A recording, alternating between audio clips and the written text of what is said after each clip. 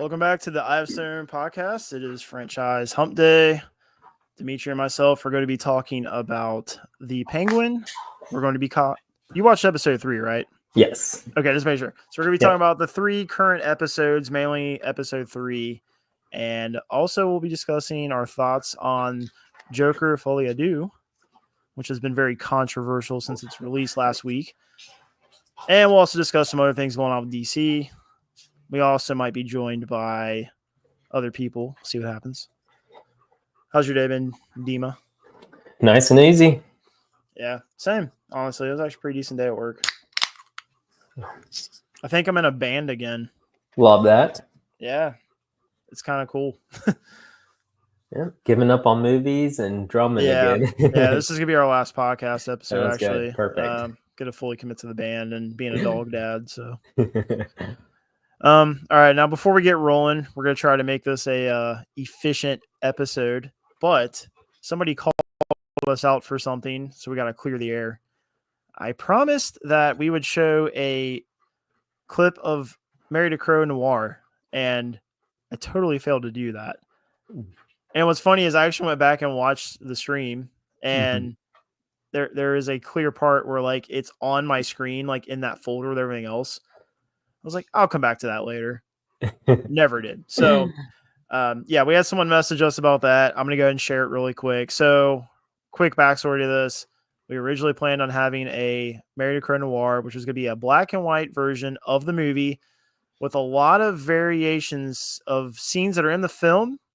So, scenes that are in the film, but there's more added to them, or things are done a little differently. And it would have been a whole other monster, which is why it didn't happen. But we do have some scenes, so I figured I'd share one just because it's an example. If you've seen the movie, you maybe see 6 or 7 seconds of this. And as you can tell, it was a lot longer of a scene. So.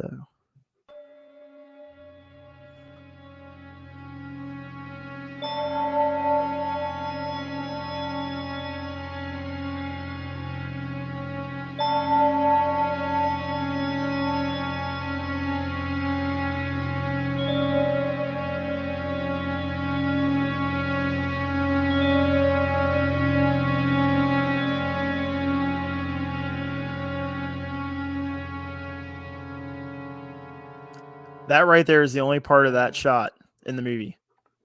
Yep. That right there. You just see the body laying in the background. And the reason I have that variation in this movie compared to Noir was I liked in the montage that's featured in, it kind of looks like I walk past a body and you don't know if I am the reason they're laying there or if they were already like that. And then see in the Noir version, you'd have that answer.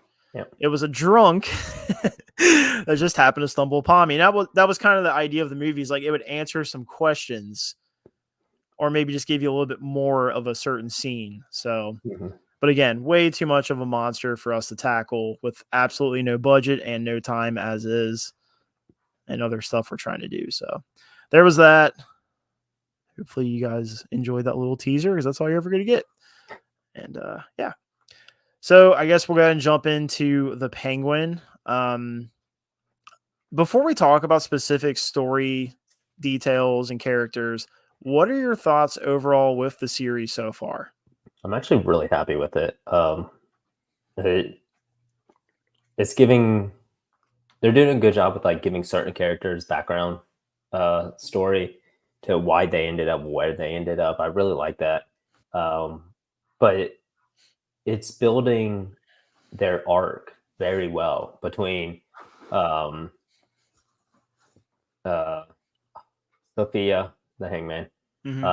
You're seeing her arc a little bit, but you're seeing Penguin's arc as well. To after Carmine got killed, you're seeing where he's going with that, and it's showing that very well and very smoothly. It's not choppy. And the feel of it is just like the Batman, and I'm sure it's going to be exactly like, I mean, obviously, same director and everything, but I'm very happy with it. And then I really like the arc that they're building with Vic. Yeah, we're going to get into that. I have to agree with you. I actually am enjoying this more than I thought I would. And I originally was pretty confident in the idea that this show would need some essence of Bruce Wayne or Batman, whether it's just the media talking about him or there's even a cameo at some point. And I could tell after the first episode, I was dead wrong. Yeah. This show needs nothing more than the Penguin. No. And I have to say, Colin Farrell, I mean, in the Batman, we don't get that much screen time with him. But when he is on screen, he makes an impact. Yes. He's a very lively character, and you can tell he's putting everything into it. The aesthetic of the Penguin is impressive, and the amount of time he has to sit in a chair is impressive. But even without the makeup and the cosmetics, his acting is what's selling it to me. Yes. And, from the way he says certain words, and I just actually feel like this is a real person that they cast to be the Penguin. It doesn't even feel like it's Colin Farrell. Yeah, he plays that Italian mobster very well. Yeah, and you can tell he's put a lot of time into practicing and thinking about how this person would say certain things in certain moments, like whether they're happy or sarcastic or they're trying to lie and be deceitful. Yeah. Or being honest or being sincere. I mean, in this last episode, he almost comes to tears. So yeah, it's just it just feels like a genuine person. And that is just a compliment to Colin Farrell. It's a hell of an acting job. It is. And I've seen people saying they feel like this could be an Oscar-worthy performance. And I have to say, I agree. I have to say, I agree. Yeah. I can't say that about any of the performances we saw in the Batman. So that's just a huge compliment to be able to basically overcast everyone else in this universe so far. We've only had one introductory to everything, and there's still a lot of time and room for things to grow and characters to grow, etc. But this is a perfect example of that. He was in the Batman, and not just for one scene, in several scenes and sequences. And I didn't think anything other than, wow, that was Colin Farrell. That's crazy. And now I'm getting a show about him, and I'm like, oh, wow, he is killing it. And I'd probably feel the same way about any of the other characters, who knows? But yeah, so I have to say overall, I've just been really shocked at how much I actually like this show. Yeah. And how much I don't think it needs Batman. I don't think it needs Jim Gordon. I don't think it needs anybody else. It can just be the Penguin. And that's the thing I love the most is, you get these shows connected to a greater cinematic universe. They always have side characters that they feel like they need to dive into that will never be called back to again from a movie or anything down the road. It's just filler, in my opinion. And they don't focus on the main characters. So having a show called The Penguin, and it almost 100% follows the Penguin. We barely get any sequences where he's not involved. And when we do, it matters. Yes. Like episode 3, I'm not going to lie. When it started off, I was like, oh no, I was worried about this. Because we see Vic by himself at, he's with his parents at first. And then he goes on the rooftop with his love interest. And then all of a sudden you realize it's a flashback. And I guess before I say anything else, we are going to be talking heavy spoilers for everything in this discussion. So up until this point, we haven't really said anything spoilery, but now we're going to. So you have been warned. But when he sees the flood wall explode and that water rushing to the apartment his family lives in, I was like, oh, we're doing a flashback. Yeah, it took me a second to figure that out. And then it totally, I actually got chills from that. I was like, this is really cool. It kind of reminded me of in Man of Steel when you see Bruce Wayne driving into Metropolis when the Kryptonians are taking over. Yeah. It was cool to see this wild event that happened. That was the climax of the movie, but now from another person's perspective. Yes. And even more so, you actually got another glimpse of it in the Flash movie. Yeah. So it's cool that this big thing happened in the Batman and it doesn't feel like just a one-off. Like it matters. Right. It's been prevalent in every episode of the Penguin to some degree, but now we're seeing how it directly has impacted one of our main side characters, and that's cool. So it went from, oh shit, here we go, we're focusing on a side character, to nope, that was necessary. And it was perfectly placed because this whole episode, even though it's mainly the Penguin, it does feel like a Vic episode. Yeah. And I like how they do that. Like, you get enough Penguin to where you're not like, okay, where's the Penguin? But it still feels like a Vic episode. And I'd have to imagine the next episode would be a very Sophia-driven episode. Yes. Because the way it ended. Dude, yeah, the ending of episode 3, I was like, whoa. Well, I feel like that's going to start, like, that decision where he says, leave her, is what starts the ultimate war between her and him. Yeah, I have to agree. Because he lost the other side, because she came and was like, I forget who that even was, but she was like, I've been following you, or have people following you, and you're about to betray us. So he lost that side, and now he betrayed Sophia, and he didn't even have the Falcone's family backing him. It was just her specifically. Yeah. And now she's going to absolutely go to war because of that, I feel like. Yeah, I want to talk about the dynamic between her and Penguin, because we learned in episode 2, was it episode 2 or was it this episode, where she mentions that I think it was this episode, she mentions he used to be her driver. When she comes to the Penguin's apartment, and he goes and does whatever, and Vic lets her in, and he finds out that Penguin used to be her driver before his inevitable betrayal, where he convinces Falcone that she is crazy and needs to be managed, and Falcone throws her an Arkham, which Penguin admits he didn't think he would go that far, you know. But it opened this door of opportunity for the Penguin to move up, and he's pretty honest with her about that near the end of the episode. Yeah. And you can tell it's something he struggled with, because he almost comes to tears telling her, like, a guy like me owning a club, running the drug trade, like, he's just like me. And you can just tell, like, he just has had a rough life. Like, he thinks very lowly of himself, but he wants to get to a place to where he is at the top. Yeah. And I love that this character has that drive, because for a villain, I think that's necessary to have that selfishness. And he's so good at manipulating.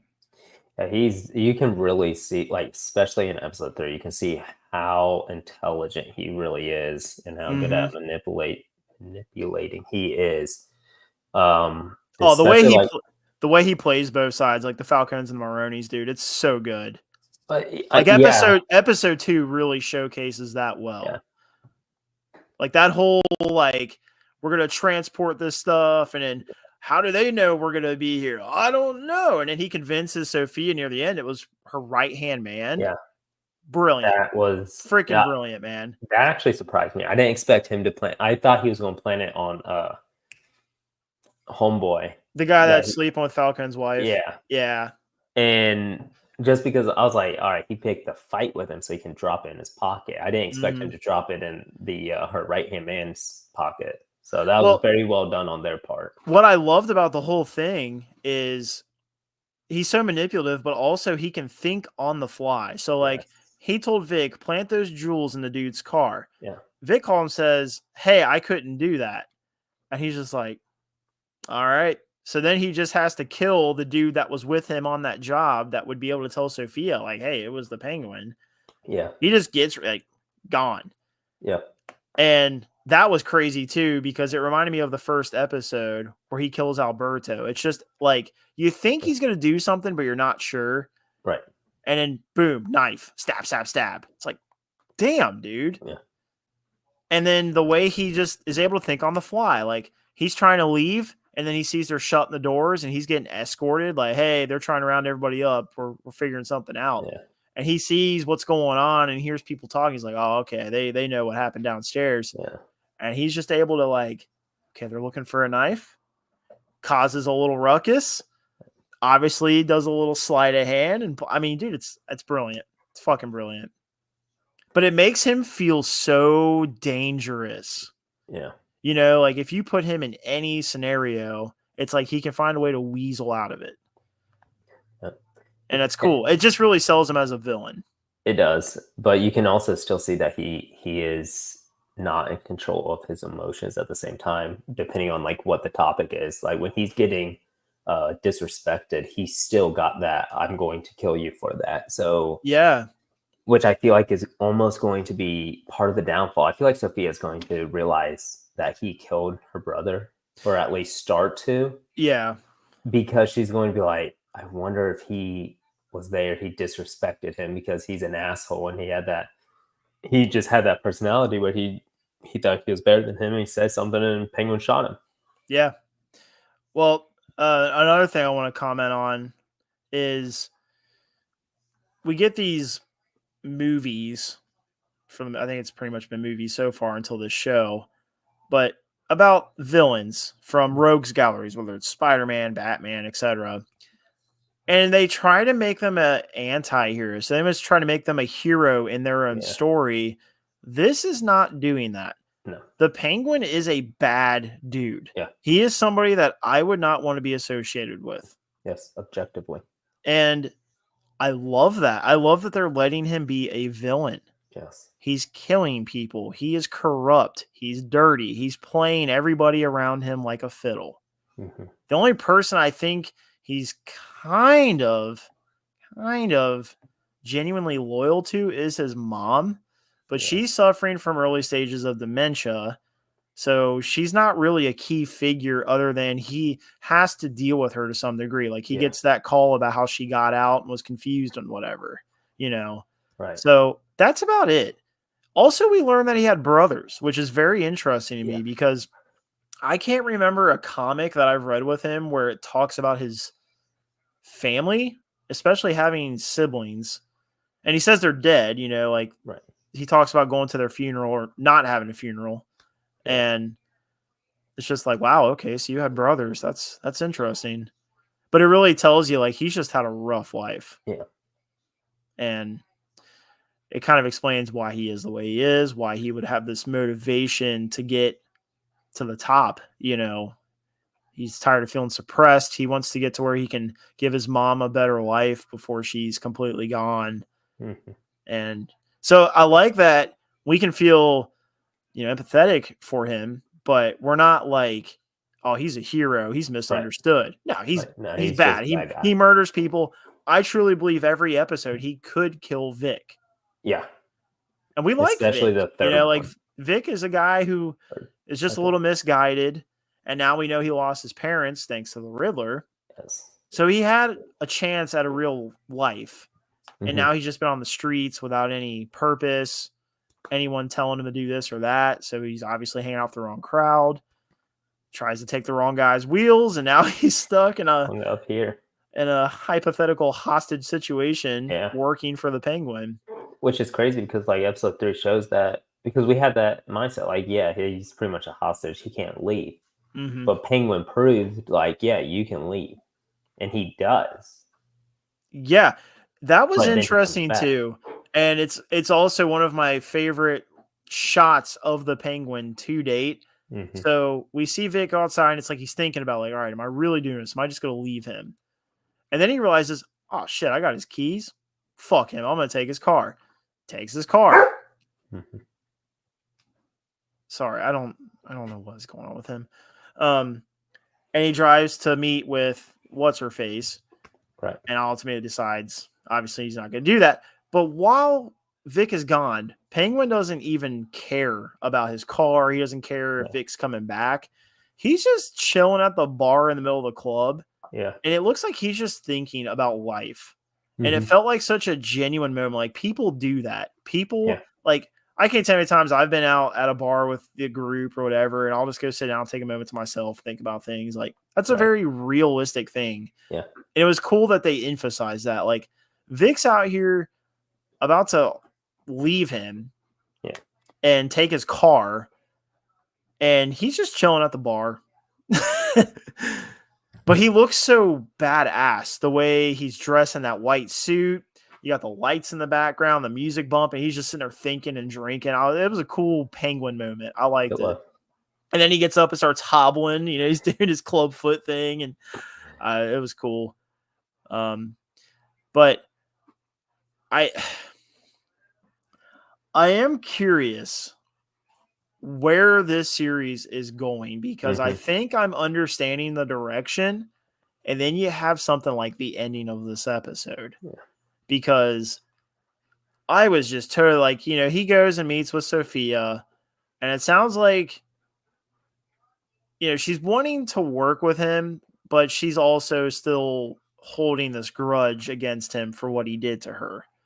Yeah. And he knows that. So he just tackles it up front. He's like, what, you still mad at me about blah, blah, blah? And goes on this whole thing about like I said, he's me owning a club, running the like blah, blah. Yeah. And he even said, like, I was worried about you, and that's why I told your dad, and I didn't know he's going to throw you in Arkham, you know, like, he's being honest with her. But then you've got Maroni's side rolling up, like, we've been watching you, we know you played us, and holding them at gunpoint. It's just him and Sophia, no guards around, you know, they were trying to have a private conversation, and then the way fucking Vic sees it, and you could tell in that moment, he's like, all right, this is where I'm really committing to working for this dude. And he does. Yeah. And my hat's off to whoever is producing the show or doing the stunt coordination. Whoever's job it is to decide, we need to make this car wreck look realistic, because I feel like most movies and shit, you'd go and ram somebody like he did, and they would just kind of jerk a little bit and then get out of the car. He had the airbags deployed, smacked his freaking head. He's bleeding. He's disoriented and couldn't do anything else. So he took out one person. He's like MIA for a couple minutes. Yeah. And I thought that was really cool. And then you got the Penguin yelling. I'm like, hey, let's go. Let's go. And he's like, what about Sophia? He's like, forget about her. Get me out of here. And I'm like, see, that is why he is a bad guy. Yes. An anti-hero like Tom Hardy's Venom would have considered the girl. We got to get her out of here. Yeah. Nah. And not only that, he doesn't even really care that, like, he's like, I didn't think you'd come back, but he's not like, oh, thank you so much or blah, blah, blah. He's just like, you're another tool that I can use to get myself to a better place. Like, he just uses. Yeah. Uses and manipulates. And I love that. Like, he is a villain, like, to the very end. Yeah. No matter what the situation is, I just love it. It's like, you just have this heart-to-heart with Sophia, which we always got to suspect it's probably a facade. Yeah. Knowing his nature. And of course, like, you have this heart to heart. Now you're like, forget about her. Get me out of here. You know, it's like, okay. And that's the ending of the episode. Yeah. We don't even see her. Like, when the Penguin gets in the car, you don't see her in the background. So it's like, is she laying on the ground dead? Did she manage to get away? You know, like. Yeah, that moment right there, leaving her, is definitely going to come back and bite him in the ass. Here's what I'm hoping for the next episode. I'm hoping the next episode starts with her waking up in the hospital on IVs. She's got like a broken leg or something. Maybe she even got shot. Mm-hmm. So she's out of commission for a little bit, but she knows she wants Penguin dead. Yeah. So then that opens up this room, or a little bit of room for opportunity for the Penguin to maybe capitalize on the fact that she is down and out. You know, maybe he can find a way to like offer with medicine or whatever. Yeah. I think it would just be an interesting dynamic if the person who could absolutely have him killed is like almost in a coma, you know. Maybe she is in a coma in the next episode. Right. And everyone under her is played by the Penguin. And then the episode after that, she wakes up. She's like, no, you idiots. He's the reason I'm in here. Like, he could have saved me here. Right. So that'd be cool. But who knows? Because like I said, I think I know where this show is going, and then it surprises me. Mm-hmm. So I don't know. So what are your thoughts? Do you agree with me, or do you think something else is going to happen? Sorry, dog's going crazy. I understand. I feel like I agree to the point where like I feel like she's definitely injured from that whole situation. But I feel like I don't really know how this is going to happen, whether she's like out of commission for a while or she's in hiding until she gets enough people to go to war with him. But I feel like he's going to start building his empire at this point, and to be able to compete with the Falcons and anybody else in the way. And while he's doing that, he's completely taking over the drug that they started making for the club, and he's going to be running that solo, or at least try to run it solo while not trying to die from her. Yeah. I actually would like to see, like, obviously Vic is his first recruit. It would be interesting to see him getting more. Here's what would be really interesting. What if he's able to get people from both families? So, like, I can get someone that works for the Falcons, and then I can get someone that works for the Maroney. So, like, you have more people that are playing both sides, essentially. That would be wild. That'd be very interesting. And then at the end of this series, at least this season, because maybe we'll get more Penguin, who knows, but maybe at the end, it's like there's this total, like, turning of the cards. Maroney's and Falcons realize, like, everyone that works under them really works for the Penguin. Yes. That would be cool. Especially if they got, like, Penguin down on his knees at gunpoint, both sides, like, let's just take this clown out. And then both bosses have all their guys turn the guns on them. And the Penguin stands up like, you think you could take care of me like that, sweetheart? Or some shit. Like, dude.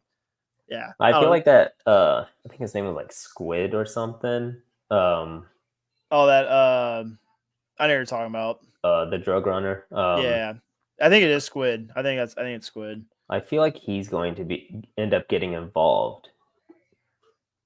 By the way that, like, even with the background, they end up mentioning him, or the flashback, they ended up mentioning him a couple times about, like, what he does specifically. I feel like it's going to be one of those where we know that Vic doesn't like him, but I feel like he's going to end up having to work with him because of the Penguin. Yeah. I can see that. That actually makes sense. I don't know. It's gonna be crazy to see where the series goes. It really is. I'm excited. But I just have to say there is nothing about it I have a complaint or gripe about, which I would be honest if there was, but there just isn't. No, so that's I really nice. Like it. I just know that it's produced well. I think I'm probably gonna really enjoy every episode. Like I said, 3 almost had me worried at first, and then they're like, nah, just a flashback, and it's important. Yes. Cool. So yeah, it's just cool to be able to know, like, okay, every Sunday I got this show that I know is really fucking good and I'm going to enjoy it. And I got to think about it. I can just soak it in. Right. And I'll tell you what, man, you were right in the beginning. This show feels exactly like the Batman. Yeah. The daytime scenes, the nighttime scenes. There's a lot of shots of the city in this 3rd episode. I was like, oh man, I know fucking Batman's out there, like, it's cool. Well, it's a really cool thought because, like, he's still out there and still doing what he has to do. Yeah. And it makes you wonder, like, what is he doing? And when's he going to pop up? He's not going to. But it's like, at what point will he get involved with this new drug and taking down Penguin? So it's really fascinating. So there is something... Well, first off, I want to mention something. So I was thinking about the Batman Part 2 and how this series could go into it. As much as I want the Penguin to really establish his empire, I think it would be cool if he's beginning to, but somehow he ends up in Arkham. Yeah. And then in the Batman, because I don't know if the Penguin goes directly into it or if it's like... Sorry, 1 second. Theo! Stop it. This fucking dog, dude. But I think it'd be really cool if there's a little bit of time that's elapsed in between the series and the movie. If the movie starts, we just hear that there was a breakout at Arkham. Yeah. And there's no clarity on who got out. Right. Because then at that point, we'd be thinking, okay, we know the Joker was in there. We know the Riddler was in there. We know the Penguin was in there. Hell, maybe even Sophia gets back in Arkham by the end of the series. Who knows? So That would just be really cool. Yeah. And that's the only thing that would make me want to kind of change my prediction on the ending of this series. Because if it's like, okay, the Penguin just sets up his empire, then the next one, it's like, okay, we know the Penguin's out there running the streets. Right. Cool. But I just think the more guys, because I think a Arkham breakout is happening. You know, the first movie, Riddler gets put in Arkham, Joker's already there. Maybe the second movie, whoever the main villain is gets put in there. I don't know. I think it'd be cool if there's a big breakout. Maybe it's the third movie. Maybe the Court of Owls orchestrates a Arkham breakout. Who knows? It's always fun to speculate. But speaking of Batman, I'm going to go ahead and share this really quick. There is a book coming out, and it came to my attention yesterday. Oh, I can just share my screen? Whoa, that's wild. All right. Ooh, that's trippy. So Batman Resurrection. It's written by John Jackson Miller. And this is, I guess, taking place between Batman 89 and Batman Returns. Okay. So this would be fresh after the Joker fell from the bell tower and died. Right. Because if you read the synopsis for this book, there's a lot of things going on in Gotham. There's a lot of things that the Joker put in motion still happening. Obviously, his thugs are still going to carry out his will. And it says that Batman starts to question whether the Joker is really dead. Oh, wow. Yeah. And I saw that. I was like, you know what? I'm going to have to check this out because there's an audiobook. So there's that, Dima. There's an audiobook you can listen to at the gym or whatever. But also, you know, I got all the Batman 89 comics when they were doing that series a year ago. And I was a big fan of seeing more of that world. Right. It was cool to see those original ideas for like Robin and Two-Face and kind of imagine, you know, if they were live action movies, they probably would have been pretty iconic. So it was cool. And now we're getting more of that same world. Right. And it's before Batman Returns. Yeah, Batman Returns honestly feels like you got the same Bruce Wayne, you got the same Alfred, but it's like everything else is different. It's like they slapped the Tim Burton filter on it because 89 was so successful. Like, hey, you know what? You did a really good movie the first time. Let's just go crazy. Which leads me into Joker Fully I Do. Because that's exactly what happened with Todd Phillips. Yes. He made a banger. It had a very low budget. It had a lot of scrutiny. It had people canceling it before it was even in theaters because of gun violence and the pandemic, and they thought it would incite more violence. And not only that, but it had a terrible Rotten Tomatoes score on its release, just like this one did. And all that working against it, it set records. It won 2 Oscars, and it broke $1 billion. Yep. Highest grossing R-rated film in history at that time. Crazy. So, of course, even though at the time, him and Joaquin Phoenix were like, yeah, we talked about where this character would go, but we don't really think we're going to do a sequel. It's like, nah, you don't have a say in this. Yeah. If you are like contractually tied to a studio and you just made them $1 billion movie in a world where they have had bombs for years, like DC movies, bombs. Yeah. So, yeah, it's like needless to say, you're going to make a sequel whether you like it or not. And a lot of people think this sequel happened in spite of Todd. Like Todd did not want to do it, but he had to do it. Yeah. And they think Joaquin only did it because Todd Phillips was still doing it. It's very similar to like Christian Bale saying he would only return as Batman if Nolan was directing. Right. It's like, yeah, Joaquin Phoenix here's, hey, you're going to get an $18 million check and Todd Phillips is doing the sequel. Okay, yeah, I'm in. Yeah. So maybe they're right.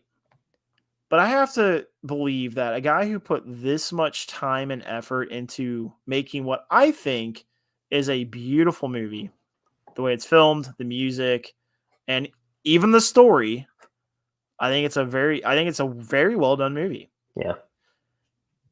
I can't believe that he just made it because he had to. Right. I think that would feel more like a Madam Web, you know, like a half-assed indie film that somehow had a great budget and you don't know how it got used. Right. So, and this one had a big budget, but it's pretty obvious that the director and the main 2 leads got a lot of fucking money. And then what was left over, they probably spent on music because they used a lot of original music in this film, and they did their own rendition of it. So, yeah, the budget's not too hard to figure out. Here is my issue with the film. Actually, before I get into that, let's do our ratings. Out of 5 stones, Dima, what do you give Joker Fully I Do? Probably 3.5. Same. Yep. It's almost a 4. Yeah. It honestly could be a 4.5. It's like a whole stone down, and that's what I was going to get into. After sitting on this for a while, because we posted our initial reaction coming out of the theater, we thought it was great, and I still do. And this movie is a bomb. It has the lowest cinema score in comic book movie history. That's so disappointing. Somehow it's lower than Madam Web, which is why I reference that, because it's just kind of mind blowing. Because this movie is a masterclass of filmmaking. Yeah. Todd Phillips knows how to make a beautiful film. It's filmed well. The scenes are set up nice. The set designs are amazing. The costume designs are amazing. Yeah. The way the music that they cover blends into the original score from the OG Joker film. Mm-hmm. It's I don't know. I think it's an experience. I think seeing it in theaters was an absolute must. I think a lot of people are missing out just because they're worried about it not being what they want it to be. Right. But with all that being said, my one problem with the film is it's not a good sequel. No. And I think the biggest thing is if you're going to have a sequel for a movie like The Joker, you have to acknowledge certain aspects of the story in the first film that actually drove and motivated your character to the climax. And I was thinking about it because you and I haven't talked about this. They don't address the Wayne family one time in the movie. No, not at all. And a lot of people, I've been reading online, a lot of people are arguing like, well, Thomas Wayne and Martha Wayne died. That's all the city cared about. True. But guess what? The Joker, Arthur Fleck, gets to where he is because he believes that he is Thomas Wayne's bastard son. He believes he is Bruce Wayne's half brother. They have a scene where they are face to face. Yeah. And then not only that, but if he did learn that Thomas Wayne died the night of the riots inspired by him, he would take pride in that. Yes. It's never mentioned. No, I didn't even realize that.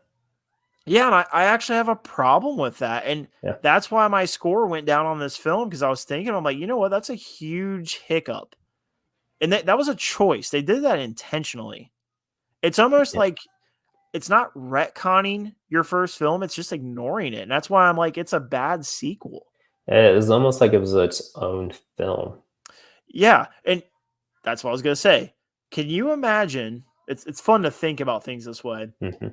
Imagine Joker Fully I Do is the Joker movie. Like the first The Joker movie never happened. We just get this. Right. It has flashbacks of him killing people. Yeah. Maybe a little more in depth than what we get in this, but we do have those flashbacks. And it just is the movie that we saw. Yeah. I think a lot more people would enjoy it. Yeah. Because they wouldn't have this preconceived idea of what it's supposed to be or what they want it to be. Because when we went and saw the Joker, we had no fucking clue what we were getting ourselves into. No. Todd Phillips posts on Instagram, meet Arthur Fleck. Comic book fanboys go, because there's never been an Arthur Fleck in any fucking comic book. That's a made up character. Yeah. Totally made up. And everyone was like, okay, so he's doing his own thing. It's like, you're fucking damn right he is. And it was one of the best comic book movies ever made.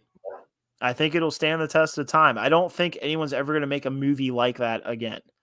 Right. The first Joker movie is so good. It is in my top 10 movies of all time. It is. Yeah. And it's along a lot of good company, but the only other superhero movie in my top 10 is Man of Steel. Oh, wow. That's it. No Marvel movie. Yeah. So, Yeah, and a lot of that's technical stuff, Right. because I get into like how it's filmed, scenes, and all that stuff. But yeah, just I don't know. I just think the first movie is so good. So I get everyone's fear of going to see this. And then Yeah. I get everyone's disappointment. I'm not saying you're not allowed to hate this movie. Yeah. The thing I have a problem with is people saying it's a bad movie. I completely disagree with that. It is a good movie. It's a bad sequel. Yes. Again, if you just went and saw this and you had never seen the first Joker, you'd be like, wow, that was crazy. He took a villain and made a musical. And Yeah. yeah, it's fucking wild. I I just mean, feel like they're not really understanding what the movie really is, though. I mean, you said this where he does a lot of dancing in the first movie, and he does a lot of dancing in this one, but we're finally seeing the inside of his head with this one, and it's like they're explaining what he was seeing and what he was going through when he was dancing during the first movie. And yeah, I feel like like once you realize that, then it makes the movie better. um I wanted to answer somebody on Twitter, but I just stay away from that whole like getting in debates and arguments and stuff. But somebody was challenging people on this post. I almost had to jump in, but it made me think of a good response to this whole thing. Like, how could these scenes have been in the first movie? Well, like the train scene. Yeah. He closes his eyes. He kills these dudes. He goes to the bathroom. He closes his eyes and starts dancing. What's going on inside of his head? Right there. I guarantee you, and they even show this in the sequel, like when they're all in the not the mess hall, but they're all in like the Gen Pop room watching the TV. Mm-hmm. And he thinks he's singing and everyone's cheering and clapping. And then it cuts to him still smoking a cigarette, just staring at the TV. Yeah. Like, so the one thing was going on in his head, but here's what he was doing in reality. Right. I guarantee you in that train scene and the bathroom scene that follows. Same thing. Yeah. And in the bathroom scene, he starts doing that dancing. I can only imagine how colorful and how exaggerated it was in his head, So, and maybe his love interest in the first movie was in his head dancing with him, Right. Who knows? But that's the thing. Like the first movie introduces us to Arthur and shows us how he could be inspired to become the Joker. And then the second one shows us how society won't want him unless he is the Joker. Yes. And it shows how sick we are as a society. Mm-hmm. And what's even more interesting about that I think is fun to look at is if you look at us as a society, we're doing the same thing. He gave us Arthur in a movie where we wanted Joker. Right. So we're mad. We're mad that he owned up to what he did and said, no, I'm not this fictional thing. I'm a person. Yeah. I'm Arthur Fleck. I have a name. Like Lady Gaga is us. Like, I don't want anything to do with you now. Right. It's very interesting. So like, is Todd Phillips trying to tell us a little bit of something about ourselves? I don't know. But no one can deny that it is actually happening. Right. Just like Gotham City in the movie, majority of people going to see this movie are mad that they're getting Arthur Fleck and not Joker. They don't want the guy owning up to what they did. They want the guy dressed up like a clown killing people. Yeah. Even I said that. I said that's what I wanted going into this, which sounds very fucked up, but it is the truth. Todd Phillips, you fucking madman. You found a way to make normal people want to see a clown killing people. Yes. And then you make us realize how ridiculous we are. Well, some of us. Some of us are just like, I want this. I didn't get it. It's like, okay, whatever. Go cry on Twitter. But I'm tired of people saying it's a bad movie or comparing it to movies that are actually bad, like undisputedly bad, like Madam Web. Because it's just so well made. Again, so well thought out. The story is good. I think a lot of Lady Gaga got cut out. Hmm. Like, there's things we saw in the trailer that aren't in the movie. And that's disappointing. Some of it I think might have been Todd Phillips, and some of it I think was studio intervention. Mm-hmm. I've been reading that the studio allowed Todd Phillips to not do a audience test. Oh. So it wasn't tested before its release. Interesting. Yeah, so I would imagine beyond like panel screenings for the studio, right, and notes from them, that was it. Mm-hmm. So it would have been interesting if they had done a test audience and it like bombed. Like, would there have been reshoots? Would things have been added that were cut out? Right. It'd be very interesting to see that reality, because we have this one where Todd Phillips said, "No, fuck you. Like, I made $1 billion movie. I'm doing whatever I want." Right. And the studio's like, "Yeah, okay." and then here's what we get. Do you think Harley Quinn was actually pregnant? No. Now, in the trailer, the scene that's cut out with them dancing down the steps, she has a belly. She does. So do you think Todd Phillips originally wanted her to be pregnant, like committed to it, and then he cut that out because he wanted to leave that up in the air like he does a lot of things? Yeah, I say so. Okay. The only reason why I think she wasn't actually pregnant is because she said, "Yeah, I lied about this, and this." Like, who doesn't lie? And she's crazy enough to lie about something like that. So I feel like, yeah, she lied about that. Yeah. I think she lied too. And like you said, it kind of is established that she lies. Yeah. And it's also established that she is far crazier than Arthur Fleck. Yes. Which I actually liked. I wish we would have gotten more of her Harley Quinn, because we didn't really get to see much of her final transformation where he comments on her hair and everything. But I think we might have seen more of her doing more Harley Quinn type stuff. And we would have been like, whoa, And we didn't get that. No. We see her on the steps. She doesn't want him. She wants Joker. We don't see her anymore. And at the end of the movie, I thought maybe she's coming to visit him. Right. But now I think the guards, who we know are against Arthur now, I think they were in on him being there in that hallway to get killed. I agree. I think it was a setup. Yeah, that's what I said to my coworker after he watched it. I was like, yeah, he could have had somebody meeting him, but I think because they didn't like him at that point, I feel like they told him, "Hey, you have a visitor," and then to set that up, because there's no CEO that's, I mean, granted, different time period, but I'm like, the CEO who was worried about where he was at constantly, like when he was out walking around to go get a visitor, or even in the room where they were singing, like, they wouldn't have just been like, "Hey, let's go, hurry up." They would have went back like, "Where the fuck are you at?"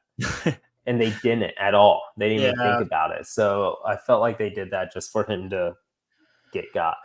Well, so that is my theory. Like, I am sold on that. But I was thinking at work today, like outside the box. Yeah. Who could have been coming to show up to see him? Who is out there that knows about him on a personal level? Bruce Wayne.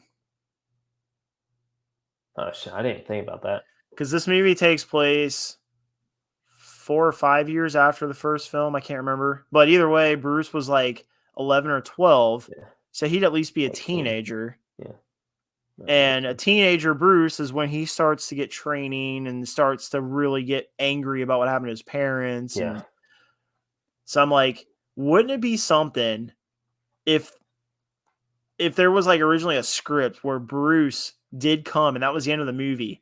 Like, Arthur sits down and the guard just like says, I don't know, something like, "All right, you got to keep it short and sweet. He's a busy person. He's got a lot of things to do, Mr. Wayne." And he just walks away, and then it cuts to just Bruce sitting there staring at him, and then credits, just something to let you know, like, Bruce Wayne just came to see this guy.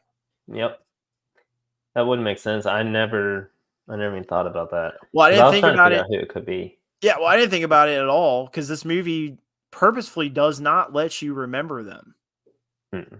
No. And to be honest, I did go into the movie thinking like, I wonder if they're going to tackle like him being responsible for the Wayne killings, or like even a news story saying like most important family in Gotham died during the riots. Yeah. Nothing. Right. Now maybe there's a little Easter egg where like a little banner at the bottom of a news report or something says like Wayne family murder in the streets, but I missed it. But It's yeah, not purposefully made like relevant, in the story. And like I said, Arthur never mentions once. Like you would think when he's sitting out with a therapist or like that guy that's interviewing him for TV. Yeah. Like he literally said on RA, Thomas Wayne is an awful person. Yeah. And then maybe 30 or 40 minutes later, Thomas Wayne gets murdered on the street. Right. Like we're not going to address that. I don't know. I have a big issue with that. That's why, again, I dropped my score. I'm like, God, man. Not to mention, this is a Batman villain. That is Batman's family. Yes. That is Batman. Like, literally, the first movie is saying, you have just created Batman. And then if you think about it, this movie is literally saying, you have created Harley Quinn, Two-Face, and the Joker. Yeah. Arthur Fleck created Batman, Two-Face, Harley Quinn, and Joker. Arthur Fleck, a fictional dude who Todd Phillips made up. Yeah. So it's wild. And then you'd have to think if he made a third movie, he would address that Arthur Fleck created the Joker, Two-Face. You know what I mean? It's like, it's just weird. And it also sucks because Todd Phillips is known for making sequels that are almost repetitive. Like, look at the Hangover movies. It's the same plot, same group, just different placing. Yeah. So, like, I thought, okay. With my worries aside, I was like, I can trust that it's at least going to be a sequel. Right. And other than addressing that he killed people in the movie, that's about it. Yeah, it really was. We see Puddles and we see the girl that lived down the hallway from him, but it's just like the most important thing that drove him was this connection to the Waynes. Like his mom was always saying like, oh, when he sees how we live, oh, he's going to be so upset. And she's writing letters to Thomas Wayne and he thinks his mom's crazy. But then he reads a letter and finds out, oh, she thinks that I'm Thomas Wayne's son. Right. And then he goes to Wayne Manor, sees how they act. Then he confronts Thomas Wayne. I'm like, that's a big chunk of the fucking movie. Yeah. And then you make a sequel and don't think you need to acknowledge that? I don't know. So a little bit of fuck you to Todd Phillips for that. But then I'm like, you fucking mad, man, because this movie is still great. Right. So terrible sequel, but really good movie. Yes. And I will die on that hill. And I can't wait to watch it again. Yeah, I definitely plan on that. I've been toying around with like going to see it in the theater, but I'm just going to wait till streaming. I'll just go wait. Yeah. And I'm going to probably binge watch it and study it like a freaking mad scientist with a microscope. Because I know there's Easter eggs. Like you mentioned, there was a thing that made you think of a Batman cowl. Yeah. At one point, I'm like, I missed that, so I want to see that, and who else knows what else is sprinkled in there? Right. Yeah, there's definitely stuff sprinkled. One thing I have to absolutely mention is, of course, the ending. It's been very controversial. I just want to say, anyone thinking that is Todd Phillips saying this is the origins of Heath Ledger's Joker, you're wrong. All you got to do is look at the fact that this Two-Face's origin is completely different than Christopher Nolan's Two-Face origin. Like, it's pretty cut and dry. This is not Heath Ledger's Joker. And guess what? There's a lot of iterations of Joker that cut a smile into their face or wear someone else's face and make it look like it's grinning. Like, it wasn't Christopher Nolan's idea. He just made it iconic. Yeah. Now, fun fact, while I'm on this note, and I'll get back to my main point. It is a fact that Todd Phillips wanted, we read the original script, remember, for the Joker? Mm-hmm. Todd Phillips wanted, at the end when Joaquin Phoenix is on that car, to pick up a glass shard and cut the smile in his face. Right. Christopher Nolan was still associated with Warner Brothers during the time of production. He said absolutely not. Christopher Nolan said no. Nope. That is my Joker. You're not taking that from me. Yeah. And that's why it got removed. Todd Phillips wanted it in the movie. He never changes his mind on that. So that was studio intervention because of Christopher Nolan. Christopher Nolan's no longer with Warner Brothers, and guess what was in this movie now? Yeah. And that is definitely a fuck you to Christopher Nolan from Tom. Yeah, absolutely. Absolutely. Now back to my main point. That guy that cuts the smile on his face. Do you remember in the movie, there's a point where when they're in that, I can't remember, I called that room, the common room, whatever, where they're all sitting and watching the TV. Yeah. The general population room. There's something being talked about with the court case, and everyone's in there looking at it, and Arthur, I think, is looking at it with like a smirk on his face, whatever. That dude is sitting in a chair in the background staring at him. Very similar pose to Heath Ledger's Joker when he's in the jail cell after Gordon busts him and brings him in. Yeah, he's just sitting there leaning, staring at him. So I think it's cool how Todd Phillips nods to this iteration of Joker, but he's not in any way, shape, or form saying this is how Heath Ledger's Joker was. Like, no, dude, no. So I get tired of people talking about that. But I will say, if there was a third movie made in this world, or just another movie made in this world, like about Harley Quinn or whatever, I would love to see that Joker. Yes, absolutely. That dude's laugh was fucking sick. He had a good look on his face, a very menacing look through most of the movie, where I thought he was idolizing Arthur, but I think the whole time he was just batshit crazy. And the guards utilized that to take him out. So, yeah. But anyways, I would like to see that. And if you think that's Heath Ledger's origin story, you're wrong. You're wrong. So try again. Anything else you want to add on to that? No. I mean, he said it all. It definitely was a good movie. Good, Jordan. Very good movie.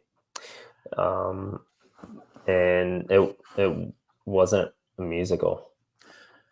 So, like, you want to hear my my alternate script for this movie? Yes. We got 2 minutes. I can keep this short and sweet. Instead of this movie being the trial of Arthur Fleck, it would have been awesome to start this off with the trial of Joe Chill, which is canon to the comics for killing the parents of Bruce Wayne.